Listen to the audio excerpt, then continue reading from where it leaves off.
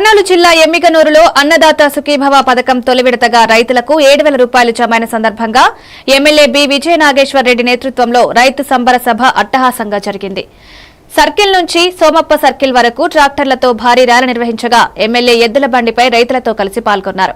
రైతుల సంక్షేమం ప్రజాప్రభుత్వంతోనే సాధ్యమన్నారు. ర్యాలీలో అడుగడుగునా జన నీరాజనం లభించింది.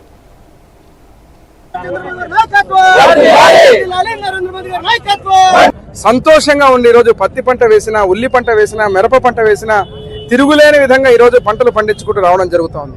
దానికి ఆర్థిక సహాయం తోడు దీర్ఘకాలిక ప్రాజెక్టులు మా ప్రాంతానికి ప్రతి రైతు గుండెలో ఉండేటువంటి ఆర్టీఎస్ రైట్ కెనాల్ ప్రాజెక్టుని కేబినెట్ ఆమోదం చేయడం, ఇలా ప్రతి ఒక్క కార్యక్రమం రైతుకు మేలు చేసే ప్రతి చర్య ఈ ప్రభుత్వం తీసుకోవడం. ఈరోజు రాయలసీమ మీరు చూశారు, హంద్రి నీవా ఏదైతే గతంలో 1600 క్యూసెక్కుల కంటే ఎక్కువగా రానటువంటి ఆ యొక్క హంద్రి నీవాని ఈరోజు 3,800 క్యూసెక్స్ వాళ్ళ ఫ్లోను పెంచి తద్వారా ఈరోజు గాజుల్దిన్న ప్రాజెక్టు లాంటి రిజర్వాయర్లు కూడా నింపి పశ్చిమ ప్రాంతాల్లో ఈ యొక్క రాయలసీమకు సంబంధించిన నీళ్లని పట్టిసీమ ద్వారా ఆ రోజు వేస్ట్ అని మాట్లాడినటువంటి వైసీపీ పార్టీకి బుద్ధి వచ్చేలా కృష్ణమ్మ జలాలని గోదావరి అనుసంధానం చేసి ఆ నీళ్ళని ఈరోజు జీడీపీకి తెప్పించిన మొగాడు నారా చంద్రబాబు నాయుడు అని ఈ సందర్భంగా నేను తెలియజేస్తున్నాను.